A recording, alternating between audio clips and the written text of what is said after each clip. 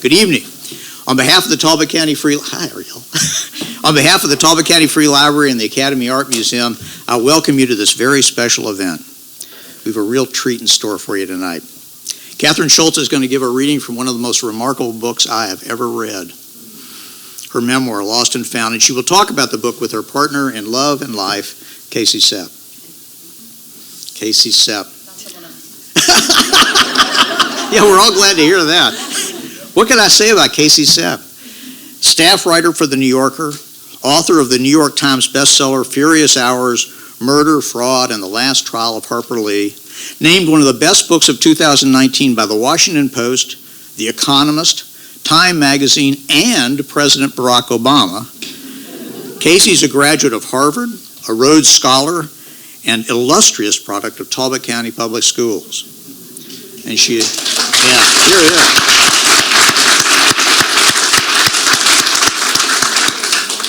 And she is also married to tonight's star, Kathryn Schulz.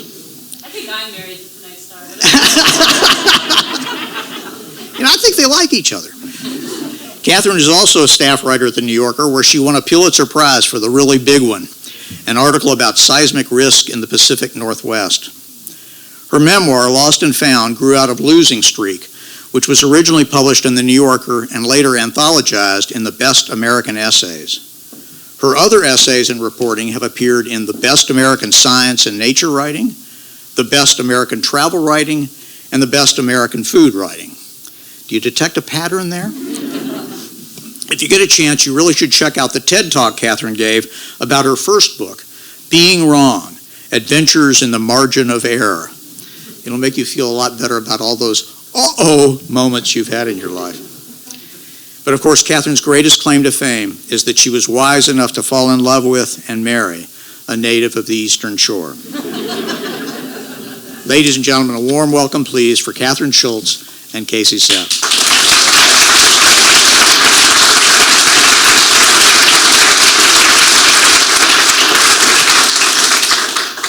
Well, I just wish that everyone who is married had the opportunity I have tonight, which is to ask my wife anything I want. And, short of a court of law, it feels like maybe she has to answer, and she has to be polite and not dodge questions, so I'll try not to abuse the privilege. I know there'll be time at the end for anyone here to ask their questions. Probably by now, many of you have had a chance to read Lost and Found. I share Bill's high opinion of it, and not just because I'm in it, and not just because, I hope you noted in Kathryn's bio that she wrote Being Wrong when she lived in New York, and now she's written this beautiful book about love now that she lives on the Eastern Shore. So, TED Talk to come about being right, but being wrong was its own field of inquiry. But in any event, I join you in thanking my dad and my aunt, and thinking about my family.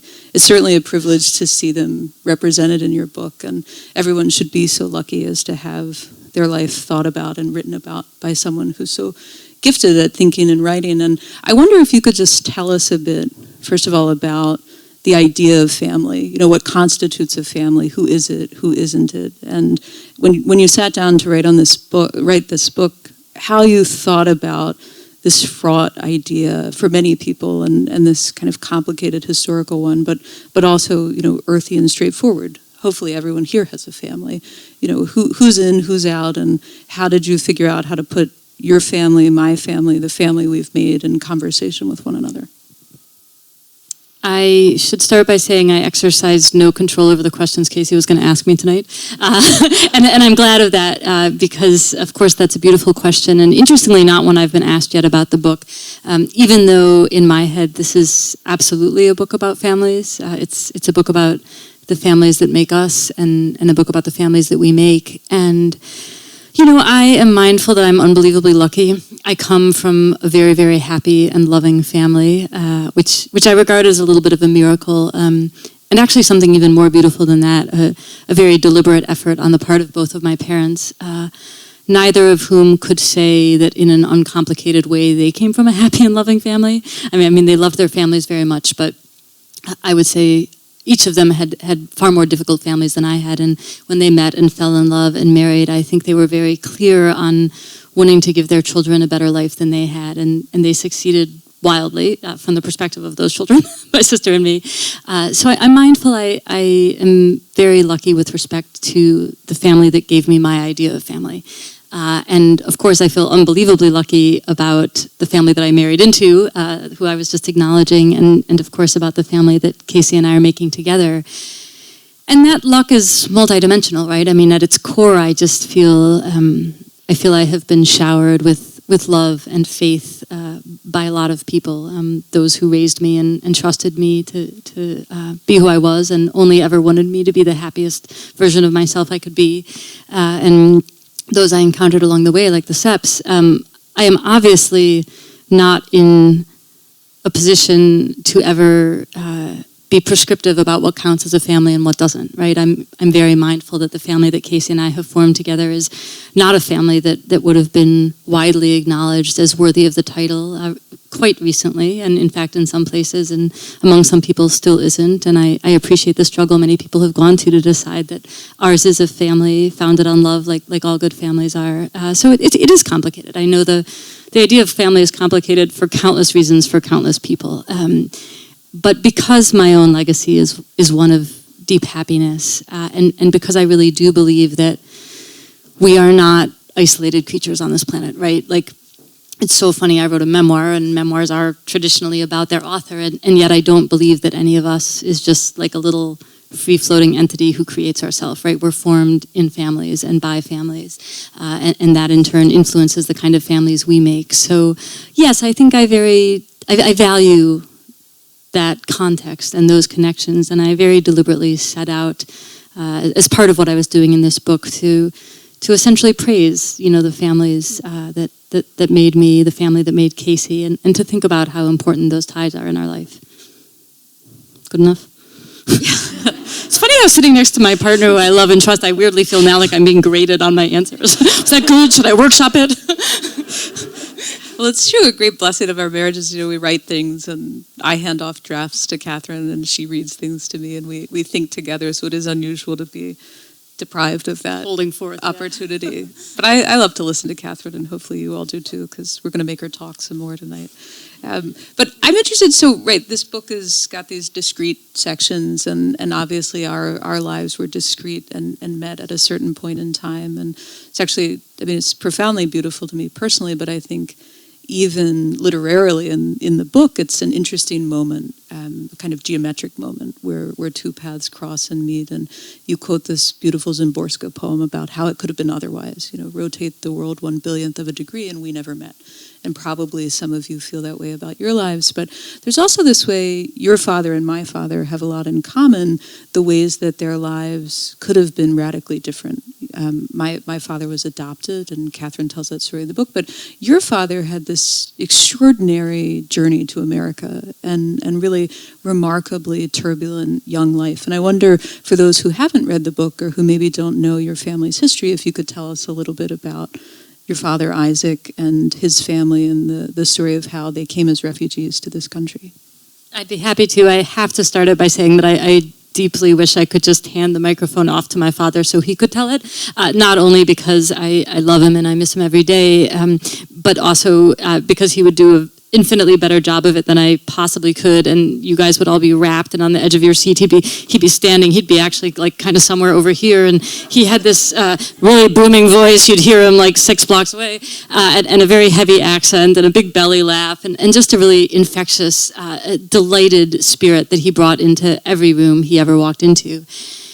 And part of what's really remarkable about this kind of joy at the heart of my dad, is that nothing in his early life would have predicted that he would emerge as this incredibly happy and ebullient person, because he did in fact have a very difficult and also very unusual childhood.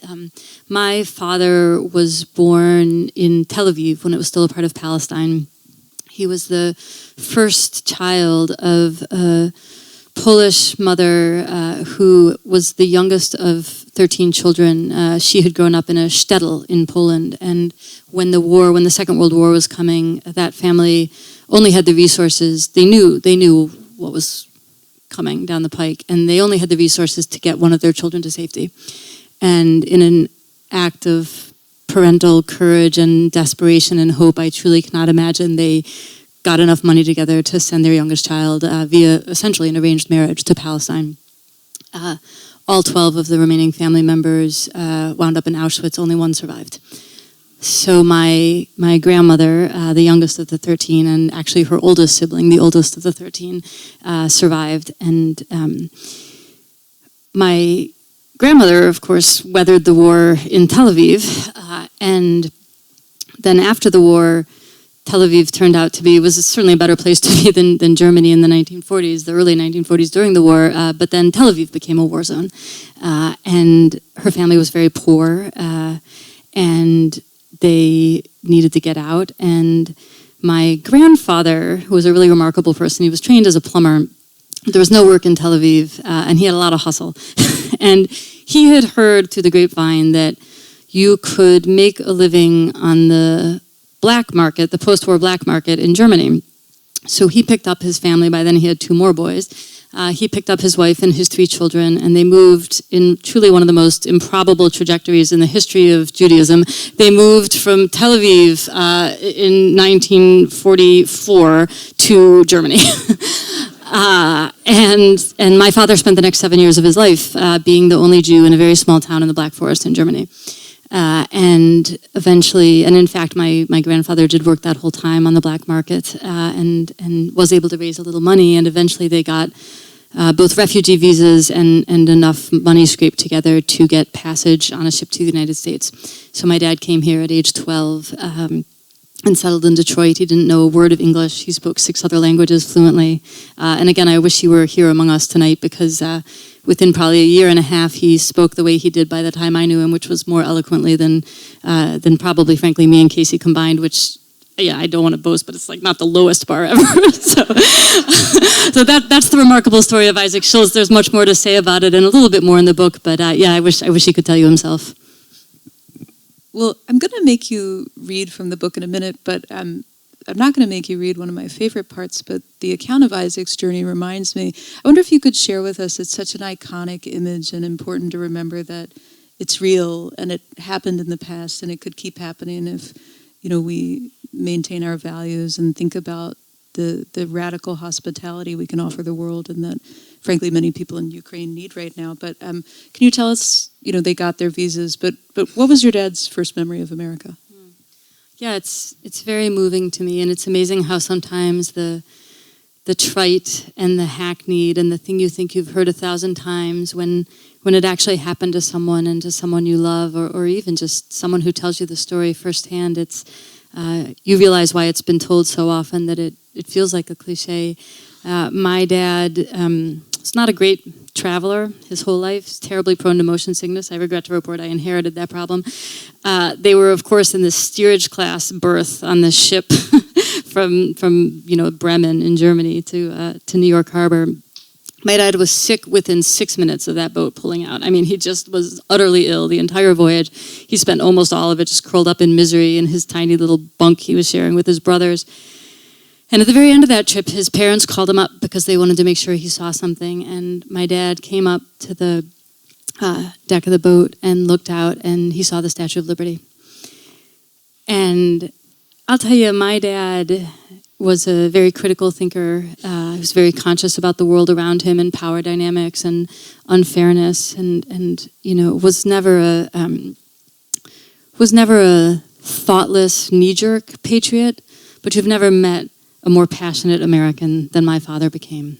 He knew that this country had given him his freedom. He knew that it gave him a chance. It's hard to remember now in some ways, but boy, were Jewish refugees not welcomed in this country in the 1940s and 50s, and we like to think that that wouldn't be so or we wouldn't do it again, but for very good reasons, my father was always a passionate advocate of the responsibility of America to welcome the desperate to its shores, and also because he knew it had given him his life, but also, of course, not coincidentally, an incredible poster boy for the virtues of doing so. My dad, with nothing and from nowhere, and with parents who never spoke a lick of English and didn't know the first thing about the American education system. My dad graduated from high school, served this country in the Army, went to law school, became the head of the Cleveland Bar Association, served on the school board of the public schools where I grew up, was just the kind of community member we all laud again and again. So yes, a beautiful tale about the virtues of welcoming strangers in need into our midst. Well, I sometimes summarize the story of how we met as, I always say a stranger came to town. Because I say a hero went on a journey because Casey came up to meet me. Two ways of telling every story, but I wonder if you would read from the book. It's actually when I first met your dad, which is a happy memory of mine. I went home with Kathryn and I met her parents, but I was really delighted to find it so stunningly put into words. Because if we're lucky in life, the things that happen to us can be memorialized. If it's in a photograph or in a diary or in a letter, if someone really loves you, they tell you how or why. But you wrote about this moment, which I cherish, and I was just, again, surprised to see set down on the page so accurately, the both of us, really. And I wonder if you might read that to us now. I would be delighted to. While you find me the page, I'll just set it up a little and say, for those of you... You should summon your memories of when you met your in-laws. Oh. Get ready for this passage while I find it. But, the good, the bad, the ugly. He did not get out a shotgun, which I feel like might have been the Eastern Shore way, but say what you're going to say. For those who have not yet read this book, the first part of it, it's in 3 parts, lost, found, and in the first part of it, my father dies. It's about his death and about loss more generally and my grief over him. And one of the real pleasures of writing this book, it was a very deliberate structural decision on my part. Having done that, it meant that I actually had to resurrect my father in the second part of the book in order that he could meet Casey, who does not really enter the pages of the book until we get to the found section and I tell my love story. So it was I know I can't actually bring my father back to life, but it was really kind of delightful to bring him back to life in this section of the book in order that he and Casey, the 2 main characters of this book, could meet. So you don't really need to know much about this. It's just a few paragraphs. You should say, I haven't, where are you from? Where are we in this passage? Oh, sure. I guess I should say a few things. So she was not blessed to be born on the Eastern Shore. She was it's true. Born in the Middle West, but where were your parents? Yes. Where did I go home? So we went home to Ohio. I'm from the suburbs of Cleveland. And what you need to know is I've just taken Casey home for the very first time. And I think actually that's pretty much all you need to know, except that in the pages of this book, Casey is known as C. Otherwise, I think it's all you need. Oh, we've just walked into the house, right, and kind of settled in the living room after, everyone offering everyone drinks and how were your travels and this kind of stuff. We just settled in the living room of the house I grew up in. It wasn't until I was well into adulthood that I realized how many people, when they first met my father, found him terrifically intimidating. Anyone who came into his orbit immediately became the focus of his omnidirectional curiosity and his unbounded instinct for hospitality, which together went flying toward their object in a gust of jokes, questions, rapid-fire information, and heavily accented English. None of this ever fazed me, because I knew from age 0 that he was all bluff, benevolence, and adoration, but it scared the living daylights out of some of my shyer friends. In country songs, fathers greet their daughters' suitors by sitting on the front porch, saying nothing and polishing a gun. My father would invite you inside, offer you a sandwich, a scotch, 3 different flavors of ice cream, tell you anything, ask you everything, and, for a certain kind of person, be twice as frightening. C, as it turned out, was not that kind of person. This is news to like 0 people in this room, I'm sure.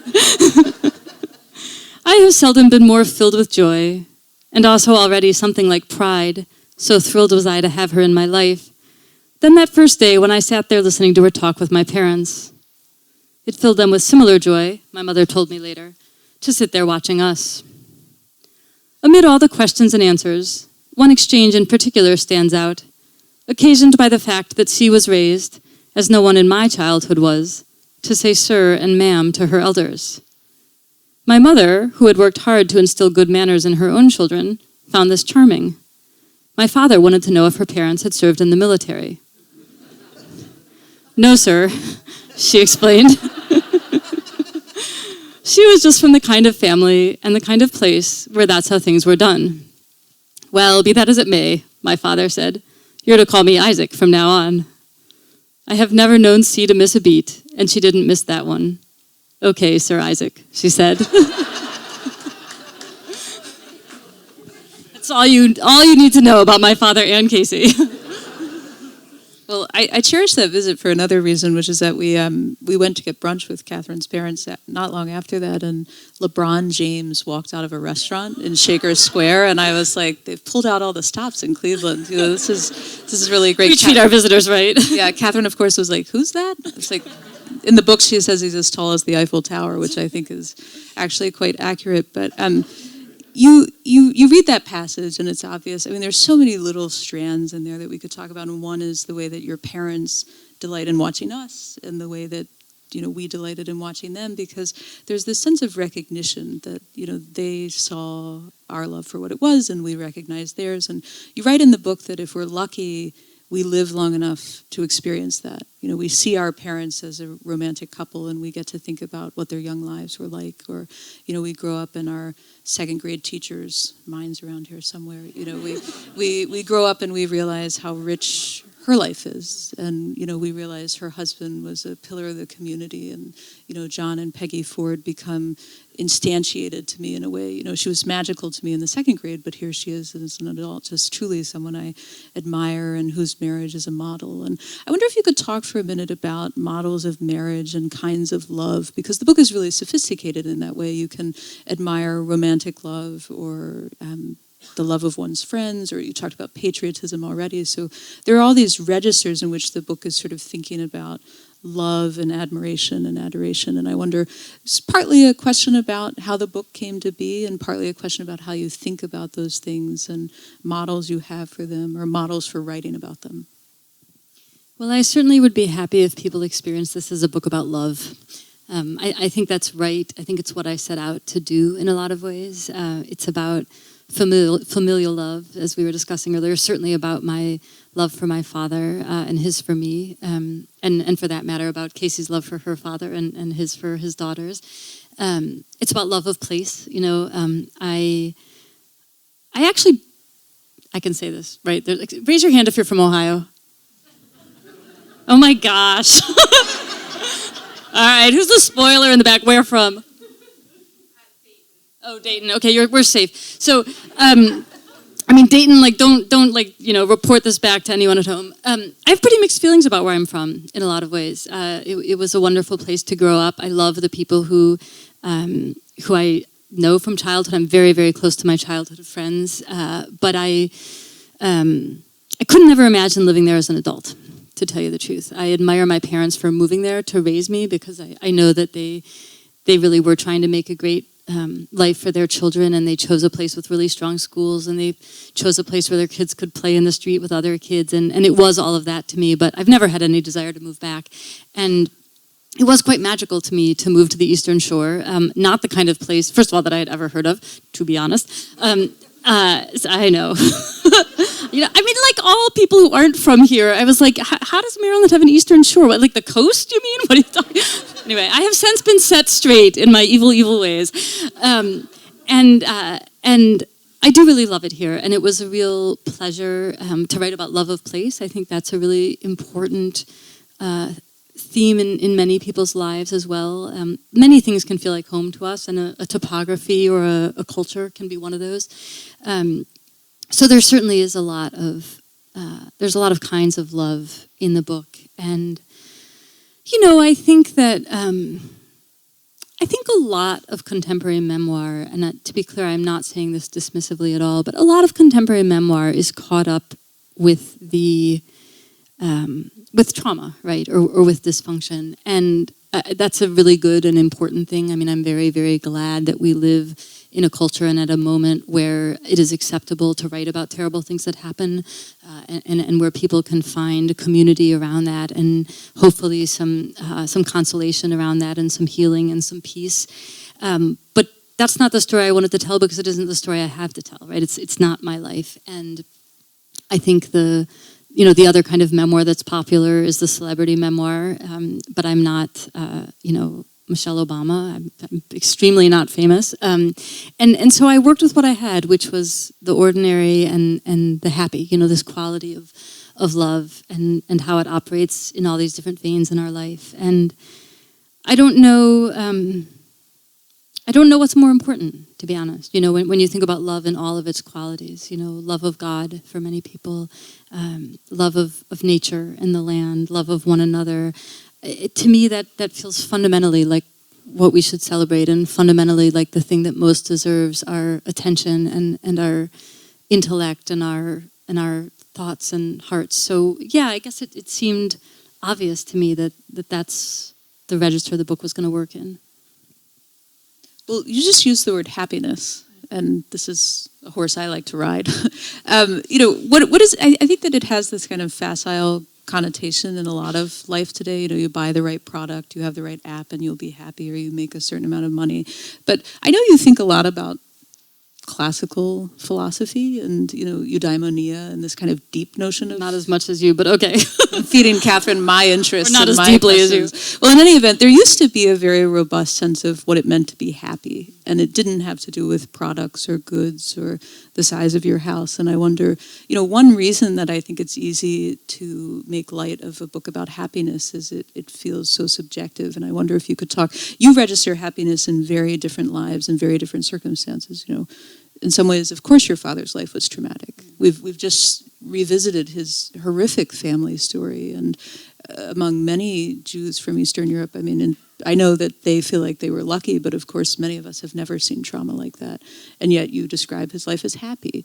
And I wonder if you could just talk for a minute about, what happiness is to you, or what you think we should be thinking about when we think about happiness with our children, with our parents, when we build our lives around things. Easy question. I thought the whole point of having your partner do this for you was like softballs all night long, right? What do you think about happiness, Ms. Schultz? What do you think about happiness, Dating Ms. back Schultz? to the Greeks. What do I think about happiness? Well, I certainly think that happiness is a deep and big and interesting thing. I share your sense that it is not. There's a very surface way to talk about happiness that I think often confuses it with pleasure, which I'm not anti-pleasure, to be very clear. Pleasure's wonderful, but I think it's different than happiness, and I think the confusion between the two is why we sometimes go seeking it in these kind of thin forms, in the things money can buy, in the things, I don't know. I'm not going to make a long list because I'll end up regretting half of it because they're all things I do and probably get some pleasure out of. But I think that happiness, for me at least, feels very simple, and it's very, very closely related to a sense of meaningfulness. I think that I am happiest when I feel that my life has some connection to the other lives around me and to the world around me. I really like the natural world. I won't do it, but I could wax probably, overly adjectival for a really long time about how much the natural world means to me and how much happiness it brings me. But I think a lot of people feel that, right? Some connection to the cosmos or to the farm they grew up on or whatever it may be. And then connection to one another, whether we find that in church on a Sunday or synagogue on a Sunday, or in the gratification of realizing there is a room, actually kind of a room and a half full of people who actually are happy to come spend their Friday night thinking about a book together. That to me is very beautiful. It's beautiful the way that breaking bread with someone is beautiful, or bringing bread to people in need of it is beautiful. And so yes, I guess for me, happiness feels like it's certainly much more synonymous with meaningfulness than with pleasure. And you heard us say we're here tonight, and our baby daughter is at home. And having children is an amazing thing. It's so self-evidently meaningful, and therefore I think an incredible and ongoing source of happiness. Can I stop there before I get into the Greeks? Okay. The Greeks will come later. So waxing adjectively, a thing you often do. You love words. True. You love literature. This book is full of both words and literature. I talked about Szymborska. You quote Lowell. You quote who else? Robert Frost, Baldwin, Elizabeth Bishop, yeah. James Baldwin. It's a veritable reading list. You can make a list of everything in Kathryn's book and then go to the library and get a copy of everything. It's all worth reading. But tell us a little bit about, there's a word at the end of this book and in the middle of the title, and I think in some ways it's the most surprising part of the book. So if you haven't already read it, you can gather that one part of Kathryn's book is about losing, and it starts with the death of her father and builds out in a kind of argumentative way. And the second part is about finding, about love and connection. But it's true, I play a small part. Bill Sepp plays a bigger part in that one. But, and the ampersand, the third part of this book, what's going on there? Wax adjectively for a minute. What's andness? I'm supposed to wax adjectival about a conjunction. This is turning into a very interesting evening. Where's that second grade teacher? Because she might be able to keep us straight on our grammar here. Yes, I do think the third part of this book is probably the strangest part. But to be honest, it's also, it's why I wrote the book, actually. I had written, not long after my father died, I wrote an essay about losing him and about losing things more generally, keys, cell phones, elections. And that's the first part of the book, the lost part, grew out of that essay. But after I wrote the essay, a couple people asked me, like, oh, would you ever want to turn that into a book? And I did not want to turn that into a book, as a matter of fact. Not that grief isn't important and that there's always more to be said about it, but I did not, and certainly there's always more to be said about my father, as he himself would be the first to say. But I didn't want to spend, 2, 3, 4 years of my life just thinking about grief. And at some point it became clear to me there was this kind of mirror image story to tell, which was... here's this exploration of the category of loss with the story of losing my father at the heart of it. And I realized, I could explore this really beautiful and interesting category of discovery with the story of finding Casey at the heart of it. So this kind of diptych emerged. And I thought, okay, that's more interesting. But in the course of talking about that with Casey, she kind of offhandedly used this very everyday phrase that became the title of the book, Lost and Found. Because the mind is a very strange thing, I just landed on the and. It was very resonant for me from the moment she said it. And I think that's probably because I did have the experience of finding Casey and losing my father in quite quick succession, and therefore had grieved even when in some ways I was at the happiest moment of my life. I had lost this core piece of my family of origin right at the moment that I was making a family of my own. It was just very much on my mind that we do not get to experience these things in isolation. They are always happening. We wish we could sometimes, right? Just leave me alone and let me be happy. Or weirdly, we even want to be left alone in our grief, or our sadness. We don't want to be distracted from it. But life is intolerant of that desire and just constantly loads us up with confusing and contradictory and complicated experiences to navigate all at once. And I was very interested in that. It seemed like a totally fundamental part of life that is actually not much written about it. There's some lovely poetry about it, as there always is. But it felt to me, I suppose it felt to me like a thing I hadn't thought about much. And that is always what kind of piques my curiosity as a writer of, I need to work out what I think about this, and that'll be fun and challenging. And so pretty much the moment the and came into being, I thought, this is not a diptych, it's a triptych, and it is a book, and in fact, specifically it is a book I'm going to go write. We've deprived us of the history of the ampersand, which I think if you could give us the 30-second riff on. Oh, sure. I myself found it fascinating. Oh, sure. I mean, somebody's nodding along. I can see it. Well, someone who's read the book. I see Miss Ryan has read the book, and she's saying, yes, she wants the ampersand too. I mean, the really great thing about deciding to look into anything is the world, actually, in some ways, this is the deep point of my book, is that the world rewards our attention, right? I think paying attention to things, it's incredible what you learn, and life is... it just abounds with interestingness. So sure enough, even when you start paying attention to something, even literally the word and, right, very short, not self-evidently interesting, all kinds of strange and wonderful things emerge about it. And the first strange and wonderful thing to emerge about the word and is that the ampersand, that little symbol we use sometimes in place of writing out the word and, until the early 20th century, so very recently, was actually the 27th character of the alphabet. it's an amazing fact that we have collectively forgotten this. I mean, it's mind-blowing, right? Children in classrooms across the English-speaking world recited a 27-character alphabet all of their childhoods until, like, again, the 1908, 1910, around then. And then it just dropped out. But yes, it was. It makes sense when you think about it. It's kind of hard to write an ampersand if you've ever tried, right? Probably those little kids in the 19th and early 20th century were better at it because they had to do it at the end of every alphabet. So they were taught it, and in part, I think that fact that it was included in this kind of building block of the English alphabet gets at actually how important it is, how central this idea of andness is in our lives. So yes, pay attention to things. You never know what, once you start digging into them, what kind of wonderful facts you'll find out about them.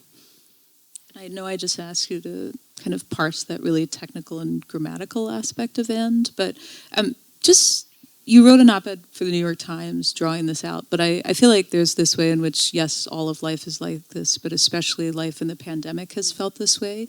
A kind of confusion, conflict of emotions. And, I think you give these examples of, you hate your ex-husband, but you love the children you had with him. Those kinds of things that move us through life. But talk a little bit about andness in the pandemic or in the last few years, because I feel like that's something we all do have in common. And I think it is a gift to be able to have language for that and to realize that grief is elastic the same way that love is.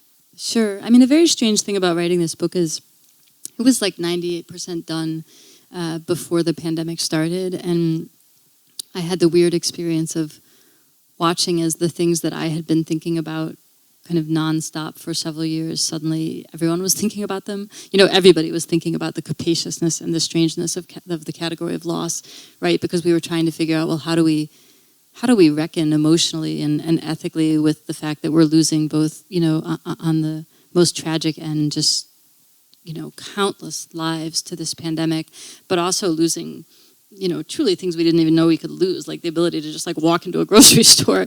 And likewise, I think we were all suddenly reckoning with a lot of this feeling of and I try to write about in the book. I mean,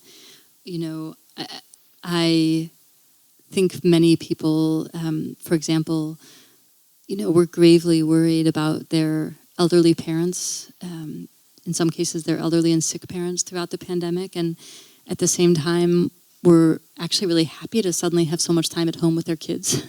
And I think pretty much everyone who was having time home with their kids was really happy to have time with their children, and also losing their minds because there was no childcare and there was no schooling and life was going crazy. And these kinds of simultaneous feelings, I think, were incredibly omnipresent. I mean, I know we certainly, we had a baby during the pandemic, which you want to talk about the weird collision of just the most joy you'll ever experience and also, terrible fear. I mean, it was very unclear until kind of the last minute, is the vaccine safe if you're pregnant? Should you, shouldn't you? Then you have a baby in the world and it's like, well, you don't really want your baby to not meet any other human beings for the first year and a half of their life, and you don't want them to only see people with masks on, and yet you desperately want to keep them safe, and they seem so vulnerable when they're tiny like that. So yeah, I just think the pandemic was a kind of, and remains in some ways, an experience of kind of chronic andness for everyone involved. I mean, I'm sitting here without a mask on in a room full of people after 2 years of being on the extreme far end of careful about COVID because of the pregnancy and the baby. I mean, I like to think I would have been careful and thoughtful about everyone's health, but it's so joyful. It's incredible to be here with humans. It's like, oh yeah, people, remember those? It's so great. And there's this tiny knock, knock, knock in the back of my brain, which is I will never forgive myself if one of us gets really sick or the baby gets sick, And so it's just, that's been life for everyone for these last couple of years, I think. And I hope that kind of encapsulating this idea of Anne in the book is somewhat helpful to people now that we've sort of all lived through it in such an acute form. I'm searching for a page only because I feel like I've set Kathryn up with these unexpectedly somber questions. And, her book is very funny, as is she. Yes, funny. Right, let's take You're a vote. A comedian. I don't know. Yeah, people are nodding along. People who've read it. Let me do one embarrassing thing. I didn't put on a watch, so let me just have a time check. Or you people tell me if you want to go home. You're done. No. Okay, all right. Well, I'm going to avail myself of just a few more minutes of your time, and then we'll take questions from the audience. But since it got so serious, Kathryn and I used to joke when we first met. We had a pact when we were dating: don't talk about death without me, which sounds morbid and macabre, but of course actually meant don't have serious conversations without me. I want to know what you're thinking. I want to know what you're thinking about. But I do think that one of the funniest passages in this book, it's actually hugely embarrassing to me because they're my cats, and I like to think that my cats have good hygiene, as do I. But this is a story, some of you are already kind of putting together what I'm going to have her read, but this is a story about what happened after your dad died. So we went out to Ohio. We were there for the last few weeks of his life, and we were in the hospital with him and with your mom. But we came home. My family heroically had taken care of these two irascible cats that we had. And there was something waiting for us. And I wonder if you might read, because it's so funny. It's very, very funny. And it will I would be convince happy people. to. You're sitting there and thinking, oh, if you haven't read this book, it's too sad and just depressing to read. But you're wrong. Yeah, I mean, It's this very is like funny. literally right after my father died, so we should be about as sad as we can right now. But I've done a bad job of selling your I'll book. set Let it me up. say one other thing. The narrative arc of this book, books have narrative arcs, and as do television shows and movies and things. It gets really good when I get there, first of all, midway through. Totally accurate.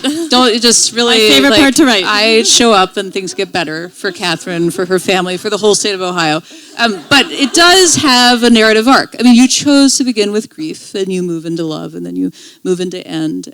So that's just to say you're doing very intentional things in the book. And so this is a moment, I think, actually, in a kind of narratological way, you do a wonderful thing. We've come through this sad series of health crises in the hospital, which you appropriately say is a kind of epistemological airport where we go and we don't know when our flight's actually going to take off or land, and there's bad food and bad lighting and all of these things. And then anyway, so we go to the service. Your father is cremated, or I guess his body's been donated to science, not yet cremated, and then you do this. Yeah, What do you do? so, well, we get in the car and Casey drives me home to Maryland. You don't need to know anything else except that I've previously, I like, if in fact I am funny, I made a joke or tried to make a joke earlier in the book about how Casey and I spent a lot of time in that car. This is when she was working on her incredible book, and we never went anywhere without 4 enormous file boxes of her reporting on that book in the trunk of the car in case, heaven forbid, like we get, a flat tire by the side of the road and have to live there for 3 years while she finishes her book or something. That's the only thing you need to know about this. People who've waited for emails from me know that I'm analog and Kathryn is digital. So, I have my files in the back and That's Kathryn's like, just got like an external hard drive. 3,000 times that would fit on your phone, right? Okay, that's all you need to know. So I don't know what time it is. My phone is Yeah. somewhere mysterious. So my father is newly dead, and I've just said goodbye to my mother and my sister, and we've gotten on the road. It is, I must say, almost beyond belief what sometimes lurks around life's next bend. C bundled me into the car, nearly as unresponsive as if I were one of the boxes in the trunk, and drove me back to Maryland. It was past midnight when we got in. The mail was piled chest high on a table in our living room. The cats twined ecstatically around our legs.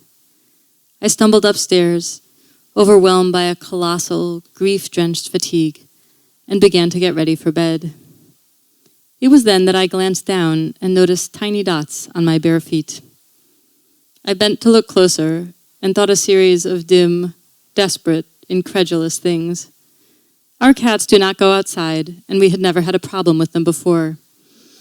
Yet by the time he heard me call her and came upstairs, I could see that everything around me, the floors, the pillows, the blanket, my feet, all of it was covered in fleas.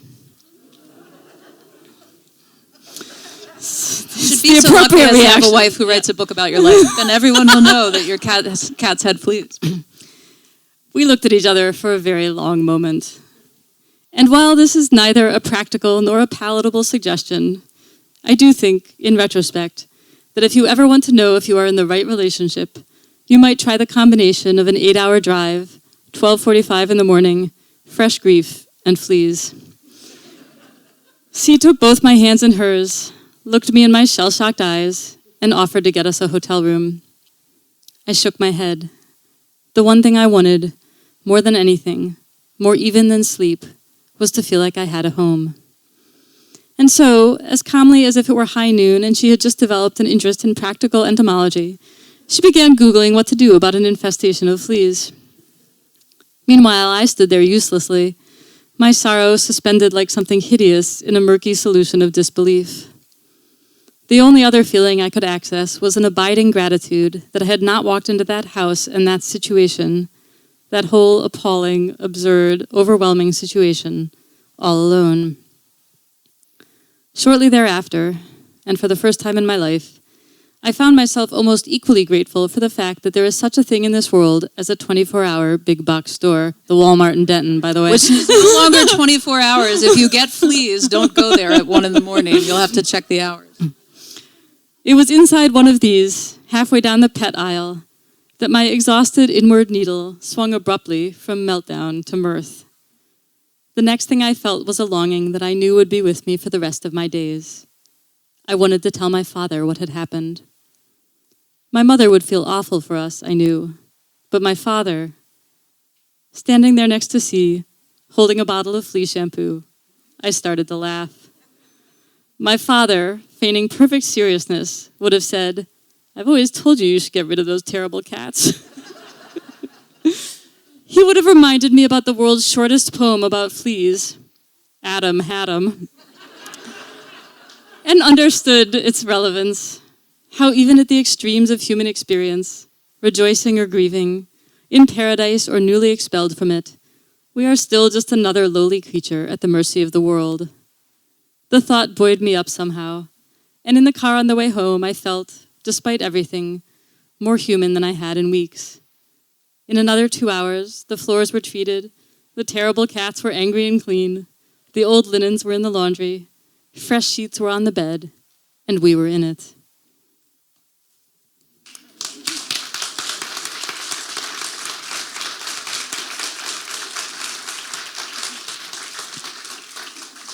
So I think we left time for questions. Yeah, nobody's in a hurry to race off. Mine were easy. You should feel free to ask really hard ones. Don't anybody ask me about happiness. We have a microphone for you. Thank you so much for that. I love the book. I've been recommending it to everyone. You talk in the book a little bit at the start of your relationship about how different you are in some ways in terms of religion and upbringing. And it was interesting to me that you ended up settling on the Eastern Shore. So I wondered if you could talk a little bit about how that came about, what compromise, and how that transition has been for you. Sure, I'd be happy to. I mean, I'm going to tell a little tale at Casey's expense, in fact. I think we had been dating 1 month when Casey called me up and said, "Don't take this the wrong way, but I'm buying a house."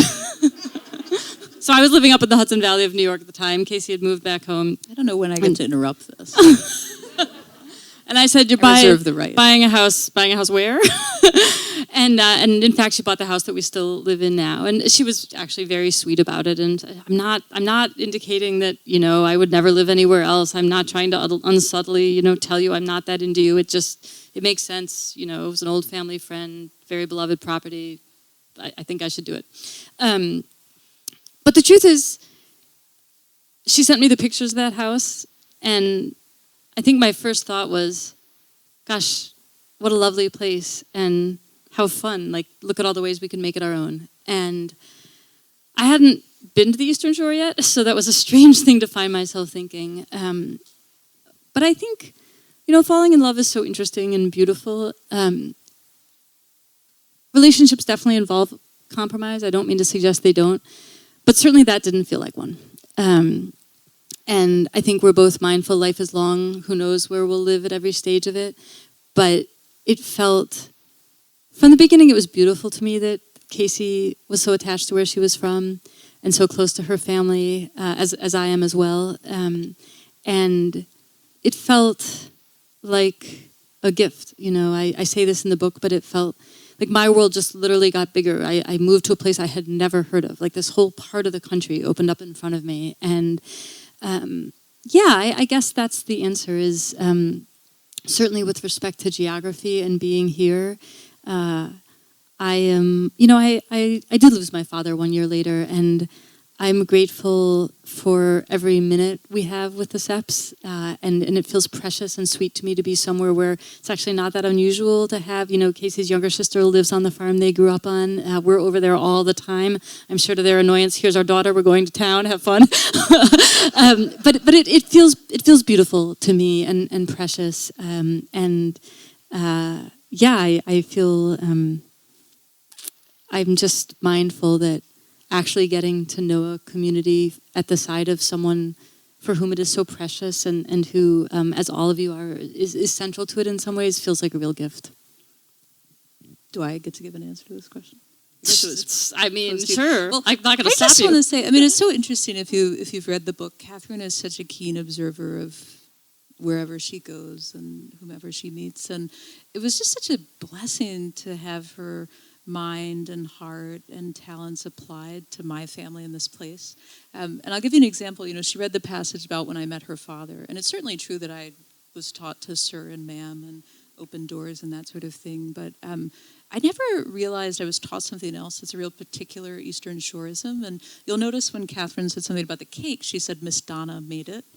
And I grew up with, unless it was a teacher, it's, Miss Kathy or Mr. Brian. I'm looking at the Schmitz here with Garden and Garnish Catering. And this sort of way of addressing people, it was only when Kathryn said to me, boy, that's really strange, that I realized not everybody grew up referring to their friends' parents or community members as Miss or Mr. first name. And that turns out to be a kind of... She's all the time pointing things out where then I go and I say, oh, this is where this comes from, or this is why we do it. My favorite example of that is... she heard, where is Gail Behrens? Where's Gail? Gail's here. Gail runs a bookshop in the Midwest. She just happens to be home, one of Gordon Behrens' nieces. And you will appreciate this. Kathryn was listening to Timber, so one of Lillian Burr's children. He said something about he had to get up and down with someone. And of course I said, oh yeah, you got to get up and down with them. And Kathryn, from the lexicological sphere she occupies, says, what on earth are you two talking get up and down with? I feel everybody in the room deserves to know this. This is an amazing phrase you all say. You are the only people in the country It's so who use regional. It. It's so regional. New York Times dialect quiz. She literally proved to me that nowhere else in the country do you get up and down with someone. And of course, it was self-evident I was like, on a pogo stick? What are you talking about? Yeah. So, there's all sorts of things in the book, whether it's like, snow geese or particular varieties of shimmering sumac that we have on the shore that you can't find anywhere else. It's just a gift. One nice thing about immigration and outsiders and diversity is really people look at the place you love and they help you understand why you love it. And that, I think, has been true, especially when it comes to this place, a place I thought I knew so much about. It's wonderful to walk these streets and walk these trails with Kathryn and think about this place because you never know who you'll get up and down with. The sweet romantic version of that, of course, and you folks who've raised teenagers here will remember, so-and-so's talking to someone else. You know what that means. You all are nodding along. Of course, Kathryn was like, so what? They're talking. And I was like, oh, well, they're talking. That's what that means. They're talking to each other. Of course, she again was like, you people are so weird. Talking is just what human beings do. They vocalize words. And I was like, well, someday you'll know what they mean by talking. We were talking at one point. Now we're done talking. As you can tell. I won't interrupt her anymore. You should ask her anything else you want to know. Oh, a mic. I was touched with the intimacy between you that you were willing to share in a book. And as I was reading, I was wondering, Casey, how you felt about that intimacy about you being revealed. I should probably leave the mic off. No, that's a fine question, and poor Kathryn doesn't always have to put up with the subjects of her work talking back. I love it. I meant what I said. I felt really blessed. I don't want to spoil this part of the book, but there's a story in it. The beginning of the second section is one of my favorite stories about my father. And it's one he's told me over and over again, and there's a kind of material object associated with that story that I've taken to show and tell and that I cherish. I think it might be the only thing I've requested in the will, as it were, if such a thing actually exists, that I wanted to make clear to my sisters I wanted it. It has this significance to me into this place. And in any event, I could never have written this story as well as Kathryn did. And the small price of that is realizing she's a discrete writer with different goals and ambitions and degrees of comfort and exposure and kind of willingness to share with the world. And of course, on this side of it, I feel like, well, why would I have ever balked at her vision of things? You know, it's her life too, and hers to write about. And I meant what I said to her at the beginning of things, which is, you know, it's your book, and you'll write what you want, and I'll make my peace with it.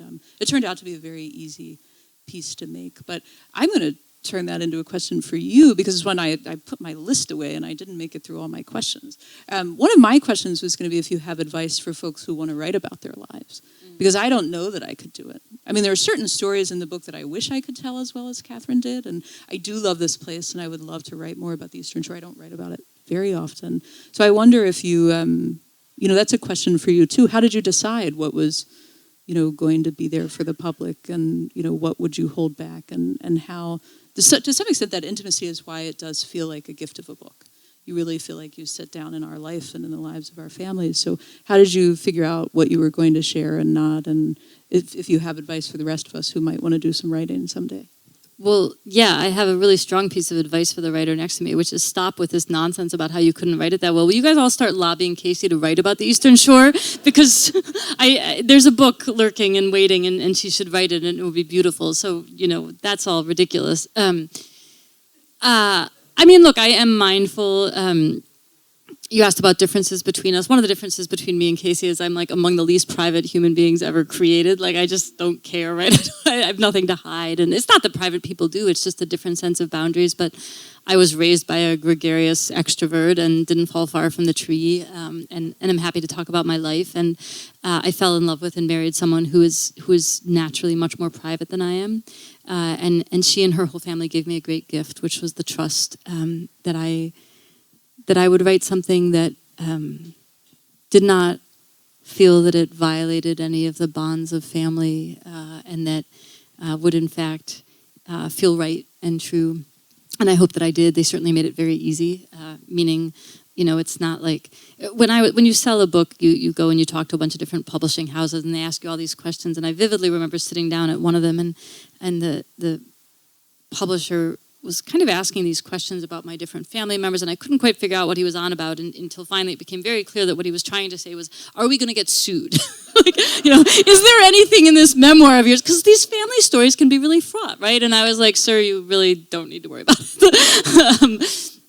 So I am, you know, I'm very grateful. Like, I think I ultimately did not feel that I had to do much thinking about what went in and went out. I mean, I thought a huge amount about what went into the book, but it was chiefly, Casey talked about narrative arc, it was chiefly almost a structural matter. Like, actually what determined what belonged in this book and what didn't was this kind of superstructure. This is a book about loss, and it is a book about discovery, and it is a book about this kind of idea of emotional conjunction. And so the question wasn't, am I comfortable sharing this? Is this okay to share? The question was, does this serve this set of ideas? Like, not much of my life actually needed to be in here. You know, the love story needed to be in here. The grief story needed to be in here. But I was interested in these broader categories. And ultimately, that was much more determinative. That said, you know, it certainly didn't feel hard to respect Casey or her family or my family. Like, I just, again, partly, this is a story about happy families. Like, what was there to hide, you know?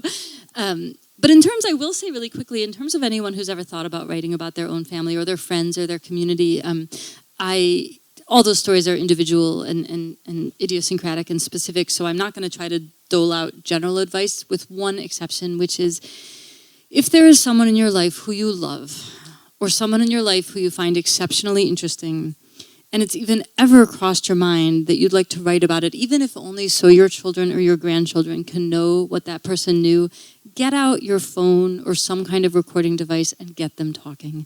It is such a gift. I'm so incredibly grateful that we did that with my dad probably under 2 months before he died. we didn't know he was going to be dead in 2 months, but all my life my dad had told me incredible stories, and I feel so happy we did it. I wish we'd done it 100 times. And I actually got out a cell phone and recorded Bill talking about his life, and could do that 1,000 times more. So yes, the one thing I would say to you is make a record of the people you love telling the world about their life.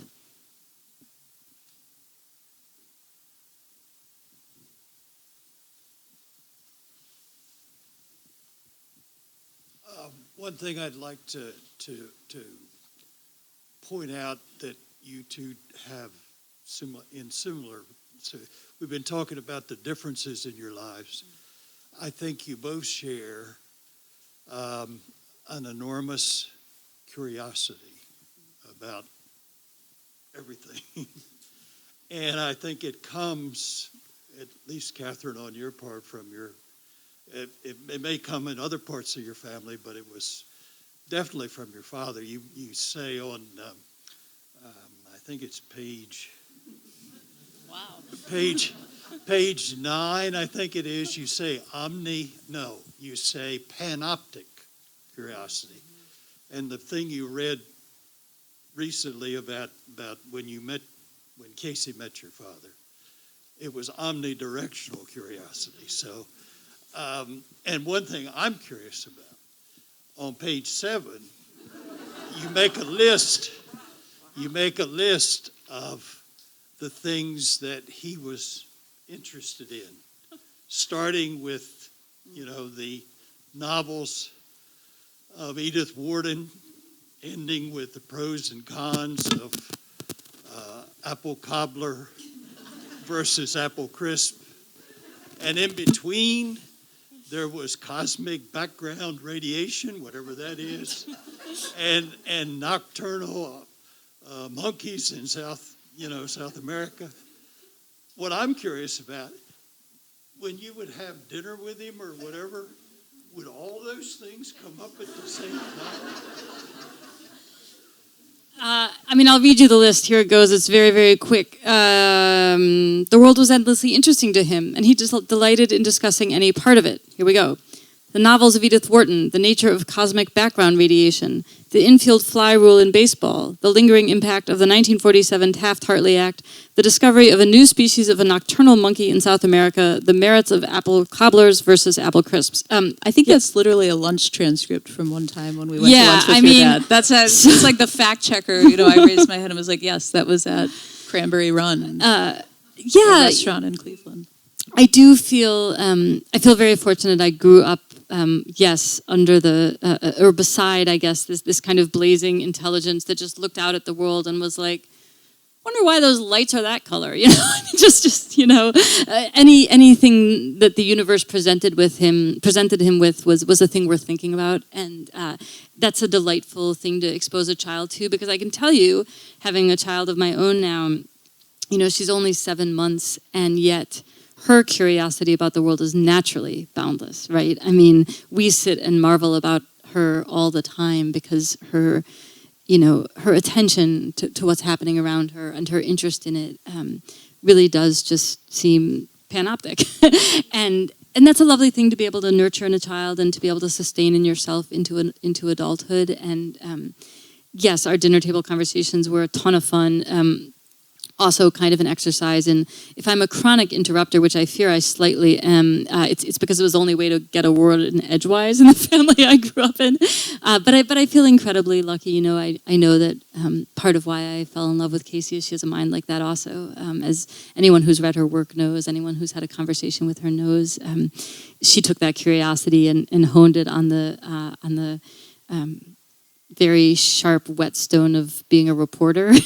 And it's a beautiful gift to the world and incredibly fun to be around. So yes, I don't have my father to have those dinner conversations with anymore, but they've just transposed themselves to a dinner table here on the Eastern Shore. I don't want to undersell Isaac, although I think he might bring this up too, but you may have noticed in one of the things Kathryn said about her father was that he was on the school board out in Shaker Heights, and that one of the reasons they raised their family there was the quality of the public schools. And I have named a few teachers already, but Kathryn and I have in common our public school education, and I think both of us, whatever curiosity we had naturally or genetically. It was cultivated and rewarded and tended to and nourished. And certainly, I know you feel that way about Shaker, and those of you who've met me for 5 minutes know I feel that way about Cordova and the Easton schools. So it's a wonderful thing for parents to do, but it's just another way we take care of one another as a community. It doesn't matter who your parents are. It doesn't matter if you don't know your parents. It can be cultivated in any child and in any group of children, and I feel really lucky that here on the shore education has been the priority that it has been, and I hope it continues to be, because you really just never know the things that will spark a child's interest and convert them to that kind of curiosity. I don't think it has to be innate. I think it can be taught and cultivated. Yeah, absolutely. I mean, you said, I'm sure it wasn't just your father, and my father was remarkable, but of course it wasn't just my father, and my father wasn't just my father, right? My father was a kid who showed up in the Detroit public school system at age 12, not speaking a lick of English, and, some kind teacher 3 months in thought, this kid actually, under the language barrier, under everything, he's got some stuff to say. He's got a mind in there. And he was tended and helped along at every step of the way by, frankly, an incredibly struggling public school system even then, but one that still was just devoted to the well-being of its students. And certainly, I mean, first of all, I should not shortchange my mother and my sister, remarkable figures in their own right. It's a terrible thing we do that we only write about the dead, to be honest. But yes, I too benefited more than I can possibly begin to say from incredible public school teachers, starting way back when I was in kindergarten. It's very sweet. Some of the nicest correspondence Kathryn has gotten about the book. Oh gosh, so I know my 5th grade teacher wrote me a letter about the book that almost made me weep at my desk. Well, knowing that Kathryn and Casey will stick around for the reception, let's take one more question. Oh, Mevesh. Oh, Mevesh, please. I'm sorry, I work here, so I'm cheating, I know. I'm very sorry. One of the things I like about your writing is this presence of hyperbolic oddities, and somehow it applies to both topics that aren't perhaps personally close to you, like the really big one, which I'm sure you get asked about all the time, and Lost and Found. What kind of filter do you apply to these topics near and far to you? How are writing about these different topics different for you, for your process? Well, it's interesting. I think there's probably a couple of layers of that, and one is just how do I decide I want to write about one of them, and then right on the surface, writing about a fault line in the Pacific Northwest has very little resemblance to writing about my own life as I do in Lost and Found, although there is a tsunami in both of those. I think I said earlier I wanted to write this book because I thought about the and I thought, I've not really thought about that before, and that's interesting to me. I do think my own ignorance is often my best engine of writing and of deciding to write. What happened with that earthquake piece is I lived out in the Pacific Northwest for a while, and I have family and friends out there, and I actually randomly kind of am quite interested in geology, and a friend of mine mentioned completely in passing, when the earthquake destroys everything, and it's like, what are you talking about? I'd never heard about it, and that I was interested in my own ignorance, right? Seems like a problem that even though I lived here and have family and friends here and even care about geology, I don't know about this thing. Maybe we should all look into this a little bit, and so I often, for me, I think the sense of mystery, of needing to solve something is what brings an article or a book into being. But it's funny. I don't find, this is a slight simplification, but overall I don't find writing these seemingly wildly different things that different of an experience. Meaning, all the process leading up to writing it might be quite different. I mean, I did a bunch of reporting for that earthquake piece, as I have for other New Yorker pieces, or, I sometimes write about books, so you sit and read a book, and you read all the other books by that author, or all the other books on the same theme. And that's quite different from reporting, and of course sitting and thinking about my own life, or listening again to the audio of my dad talking it's very different as well. So the sources that go into these projects are different.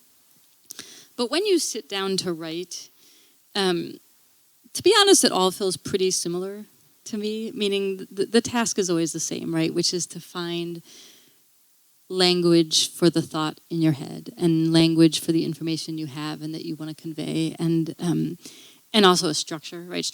Language is fun. For me, structure is a pain in the neck. It's quite hard. But those are the challenges, right? You got to figure out what order to say things in, and then you have to figure out how to say them. And that doesn't really change very much, almost regardless of what you're writing about. There is a tiny exception, and I'll say it because I think it might be a nice way to end the evening. Actually, the easiest thing I have ever written is the love story in this book. It was an absolute pleasure. I did not have the usual struggle I do of what goes in, what goes out, what order, what to say. I sat down and I thought about our life together and which moments of it I wanted to call forth, and then wrote those pages, and every night I would bring up to Casey what I had written during the day and read it aloud to her like a little bedtime story, and I've never been happier writing anything in my life. So that is by way of thanking her, I guess most narrowly for the questions this evening and playing interlocutor to me, and broadly for our life, and thanking all of you for being here, and again the SEPs and everyone else who've made the shore feel like home, and the library and the academy for bringing us all together tonight. I'm actually going to steal the last word. Of course. And it's my prerogative only because as the proud wife, I'm going to do what Kathryn can't do. And a writer we both admire a great deal, Marilyn Robinson, calls this book profound and beautiful. And I believe she might well be one of the probably most qualified living judges of both profundity and beauty. So I take her word and I agree with her. And Kathryn would never do this, but I'm just going to go ahead and tell you, if you haven't read it, you're going to want her to sign 10 copies tonight, because it's going to be your gift for everybody getting married this year, everybody who loses their parents, their spouse, their best friend. I'm not kidding. It really is. I mean, I have a couple of books that, like, unfortunately have served me well in life when someone passes or there's some just deep rut of sorrow in someone's life. And I would say this even if I weren't married to her, but this is that book. And, you know, A Grief Observed is very old, and Lament for a Son is very particular about losing a child, and, you know, The Year of Magical Thinking is beautiful but bleak, and this is a beautiful, joyful book.